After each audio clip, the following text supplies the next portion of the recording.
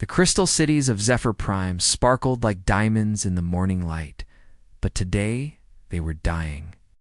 Commander Veltar floated in his crystal ship, watching helplessly as massive Vorthan mining vessels tore through his world like hungry beasts. His people, made of living crystal, couldn't fight back.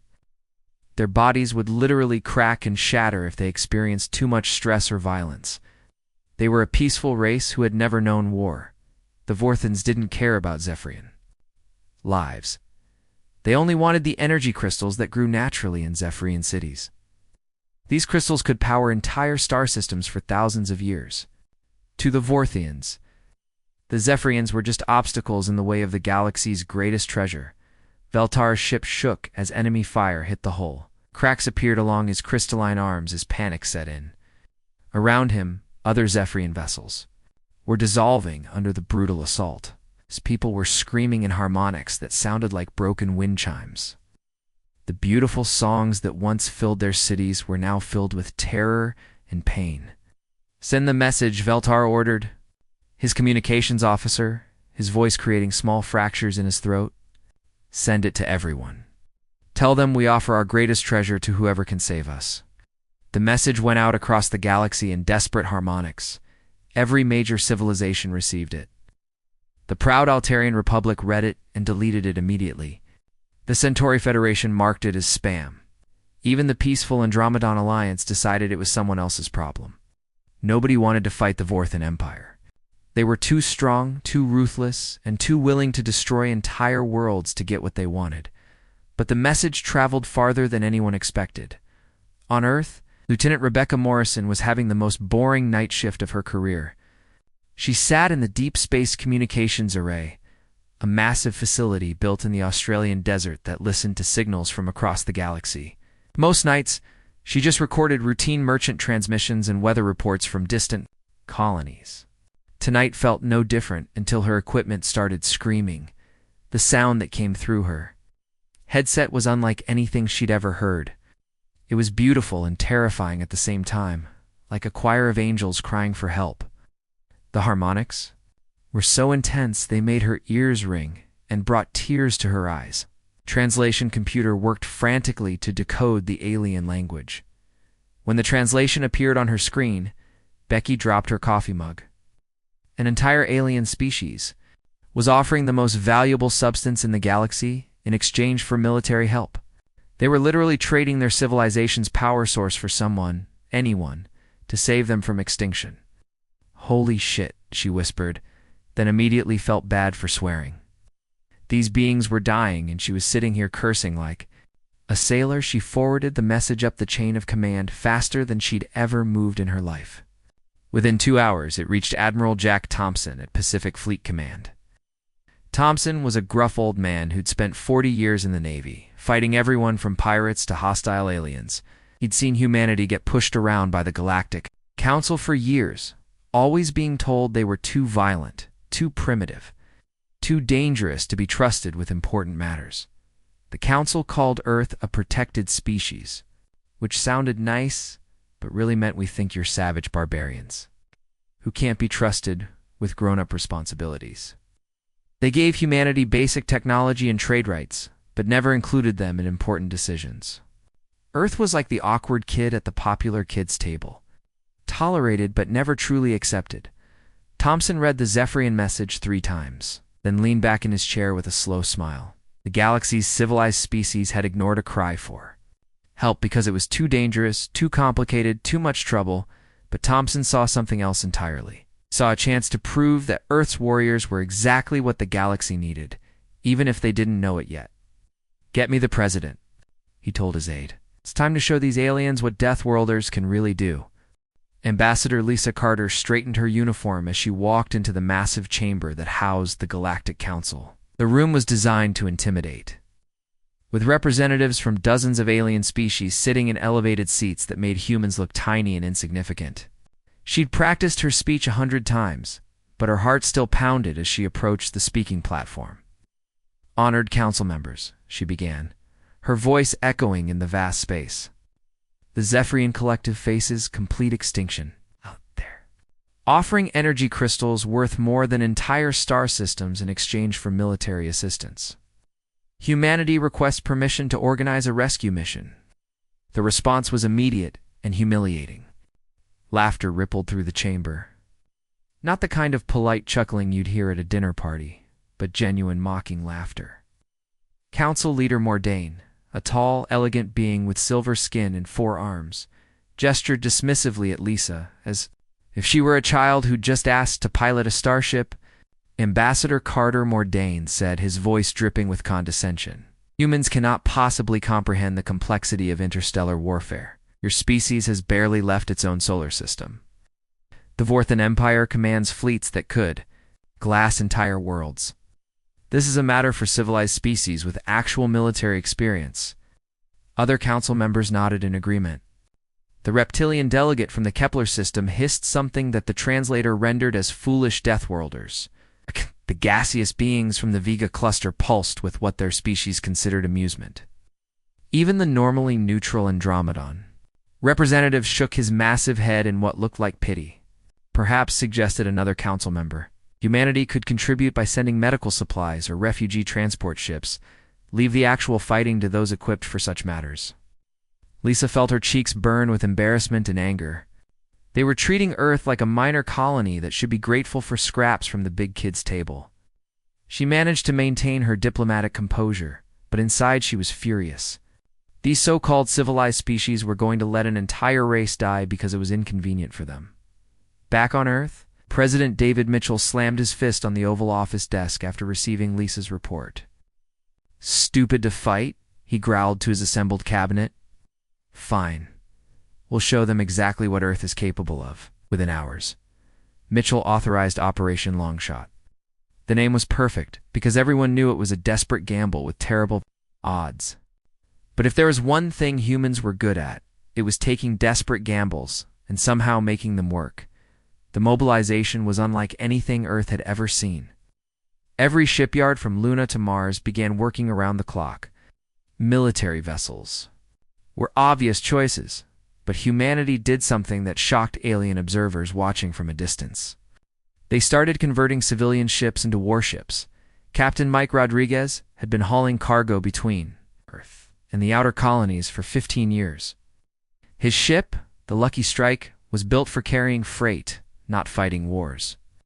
But when the military contractors arrived at his dock, he didn't hesitate to sign up. They welded armor plating over his cargo bay, mounted weapons where his loading cranes used to be, and installed military-grade shields powered by fusion reactors that barely fit in his engine room. "You sure this thing won't blow up the first time we fire the main guns?" Rodriguez asked the chief engineer, a woman who looked like she hadn't slept in days. "Probably not," she replied with a tired grin. 70-30 odds in your favor," Rodriguez laughed. "I've had worse odds hauling. Medical supplies through pirate space. Let's do this." The conversion process was happening everywhere. Luxury cruise ships designed to pamper wealthy tourists were being turned into troop transports. And mining vessels built to crack asteroids were fitted with military targeting systems.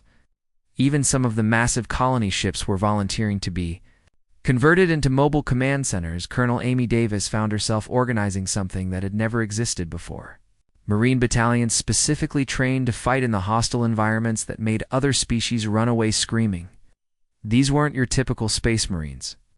These were soldiers trained to fight in vacuum, in crushing gravity, in toxic atmospheres, and in conditions that would kill most alien life forms instantly. Remember, Davis told her troops during their final briefing, "We're not just representing Earth out there, representing every species that gets called primitive or violent.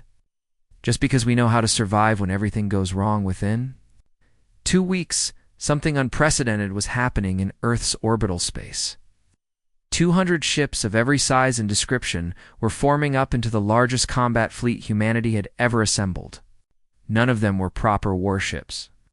All of them were crewed by people who'd been told they weren't smart enough, civilized enough, or advanced enough to matter in galactic politics. Alien observers watched in disbelief as this ragtag fleet prepared to depart. Most expected it to be a complete disaster. The humans were heading straight into a war zone against an enemy that had conquered dozens of worlds. It had to be a suicide mission. They had no idea what was coming. The human fleet burst out of hyperspace like a swarm of angry hornets, and Captain Rodriguez immediately knew they were too late to prevent a massacre. The sight before him made his stomach drop. Zephyr Prime, the crystalline homeworld, was barely recognizable. What should have been gleaming crystal spires reaching toward the stars were now broken stumps scattered across the planet's surface like shattered glass. Vorthan mining ships, each one the size of a city block, circled the dying world like vultures. They were methodically stripping away layers of the planet's crust, harvesting energy crystals while completely ignoring the billions of crystalline beings who called this place home. Rodriguez watched in horror as one of the massive Vorthan vessels fired its mining laser directly through what looked like a residential area, vaporizing an entire crystal district in seconds. "Jesus Christ," whispered his navigator, a young woman named Janet, who'd never seen real combat before. "They're not even trying to avoid the civilians." Rodriguez gritted his teeth and activated the fleet-wide communication system. "All ships. This is Admiral Rodriguez. Form defensive positions around any surviving Zephyrian vessels. Priority 1 is establishing contact with the locals. Priority 2 is keeping those mining ships away from populated areas." The next few minutes were chaos. Human ships scattered across the battle zone, their makeshift armor sparkling as debris from destroyed crystal cities bounced off their hulls. The Vorthans seemed surprised by their arrival, but not particularly worried. After all, what could a bunch of primitive Deathworlders do against the galaxy's most successful conquering empire? Tom Wilson, the fleet's communications specialist, had been studying alien languages his entire career, but he'd never encountered anything like Zephyrian harmonics. The sounds coming through his equipment were beautiful and heartbreaking at the same time. They reminded him of whale songs mixed with crystal chimes, but underneath the beauty was pure terror and desperation. "I can't make heads or tails of this," Tom muttered, adjusting his equipment for the 100th time. "It's like they're singing, but the patterns don't match any linguistic structures I know." That's when Emily Brooks stepped forward. Emily had been a professional musician before joining the military, playing guitar in small clubs around Earth's colonies. She'd enlisted after the Galactic Council had rejected humanity's application for cultural exchange programs, claiming human music was too primitive and aggressive for civilized ears. "Let me try something," Emily said, pulling out her acoustic guitar. It was against regulations to bring personal items on military missions, but Rodriguez had made an exception. Sometimes, he'd learned, you needed a little humanity to remind you what you were fighting for. Emily started playing a simple melody, something soft and welcoming. The effect was immediate and magical. The chaotic alien harmonics suddenly shifted, becoming less frantic and more structured, and something incredible happened. The Zephyrians began to sing back. The sound that came through the communication system brought tears to every human's eyes. It was the most beautiful thing any of them had ever heard, like a choir of angels welcoming them home. But more importantly, the translation computers finally had something to work with. "Welcome, brave warriors from the distant world," came the first translated message. "We are the last defenders of Zephyr Prime. Our commander Veltar greets you. With songs of gratitude and hope, Dr. Rachel Martinez, the fleet's chief scientist, immediately began analyzing the biological data they were receiving from the Zephyrians. What she discovered was both fascinating and tragic. The crystalline beings were literally made of living crystal, their bodies growing and reshaping throughout their lives like organic gemstones. But this beautiful biology came with a terrible price. Captain Rachel reported, her voice filled with wonder and sadness. These beings are natural pacifists, but not by choice. Their crystal bodies can't handle stress or violence. When they experience fear or anger, they literally crack and shatter. They're physically incapable of fighting back. This explained everything. The Zephyrians weren't weak or cowardly. Were trapped in bodies that would self-destruct if they tried to defend themselves. It was like being made of glass in a world of hammers. The Zephyrians, meanwhile, were equally amazed by their human rescuers. Commander Veltar's ship approached Rodriguez's vessel cautiously, and the crystalline being's first sight of humans left him stunned. These creatures were impossibly durable. He watched in amazement as a human soldier named Kevin Walsh walked through a corridor that had been partially exposed to vacuum when debris punched through the hole. The man was wearing nothing but a basic environmental suit, and he was actually joking with his companions about the fresh air. "Your warriors can survive in the void of space?" Belter asked through the translation system, his harmonic voice filled with awe. "Not for long," Rodriguez replied honestly, "but long enough to get the job done.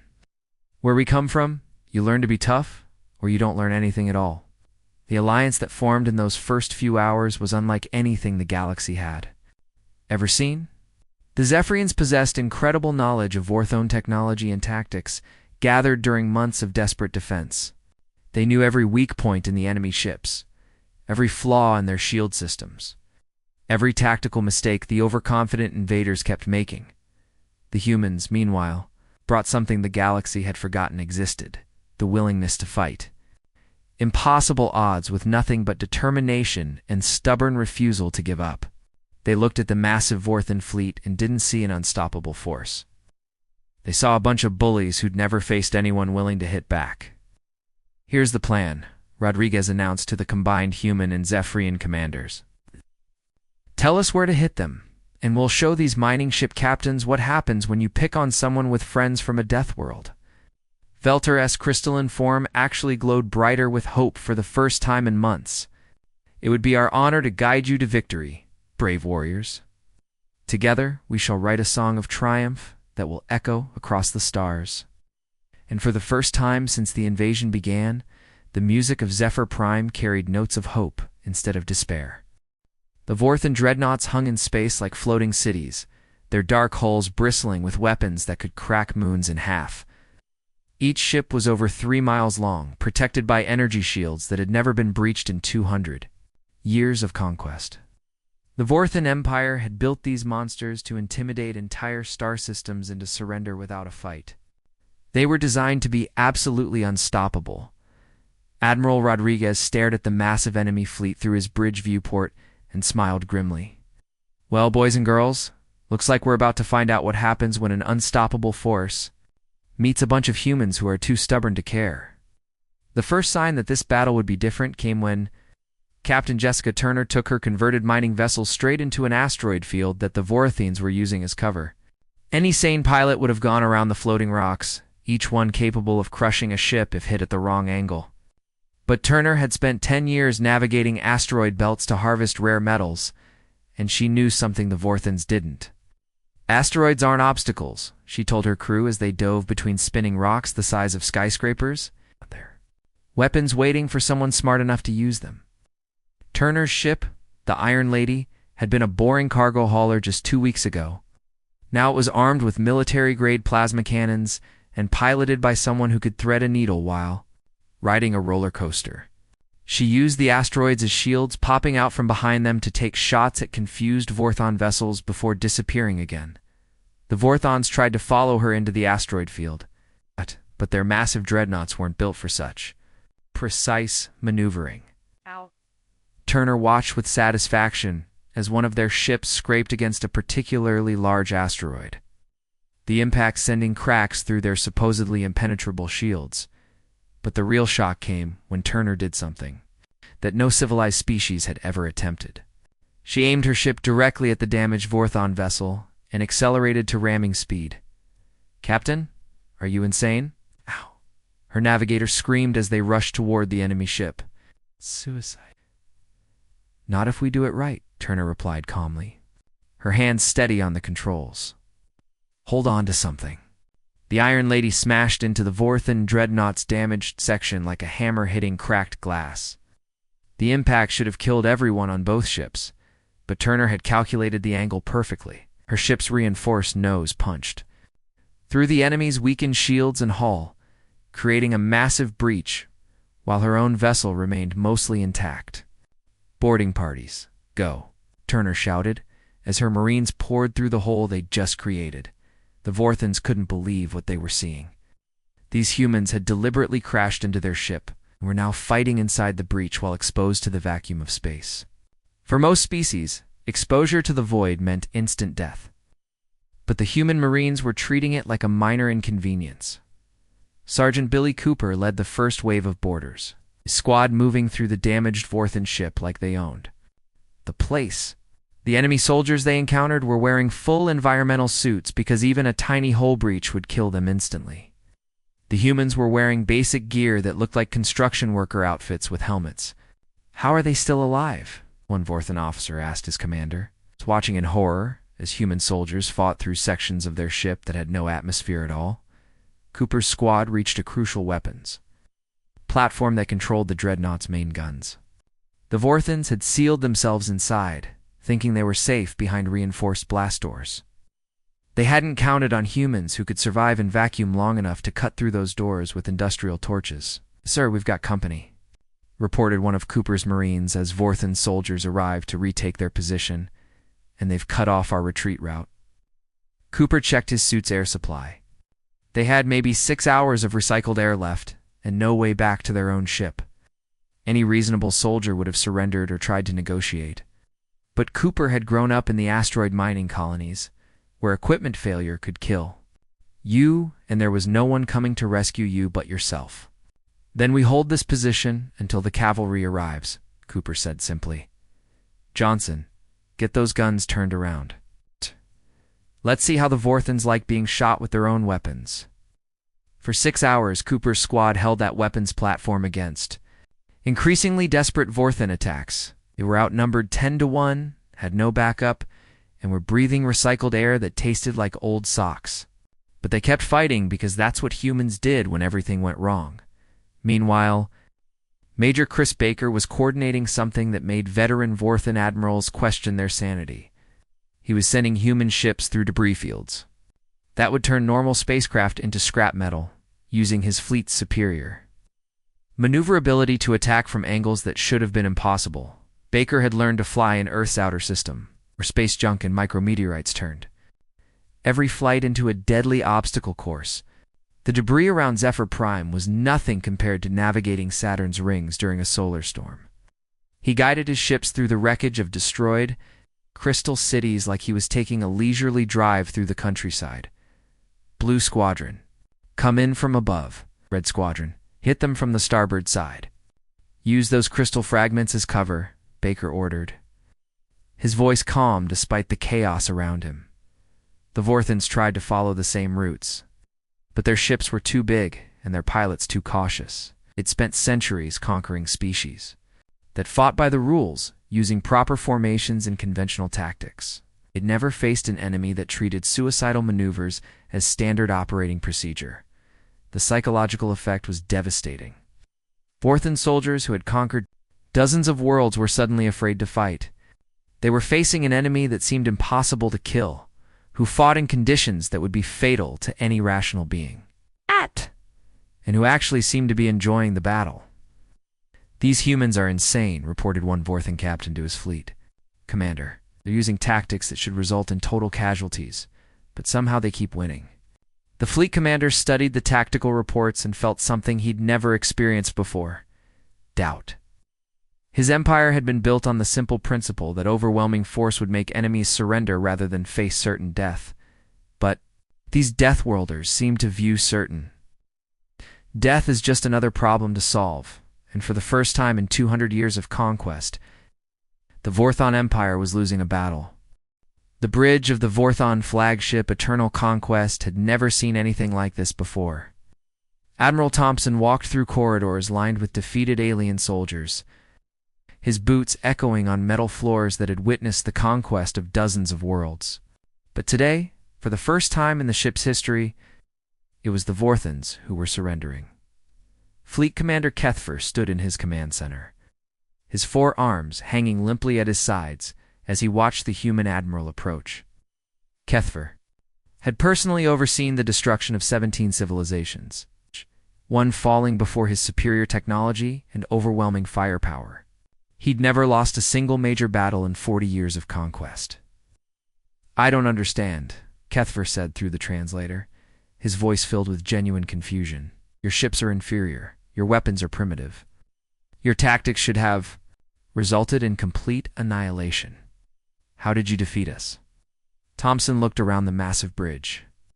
taking in the advanced holographic displays and control systems that were centuries ahead of anything Earth possessed. He'd spent his entire career being told that humanity was too backward to compete with civilized galactic powers.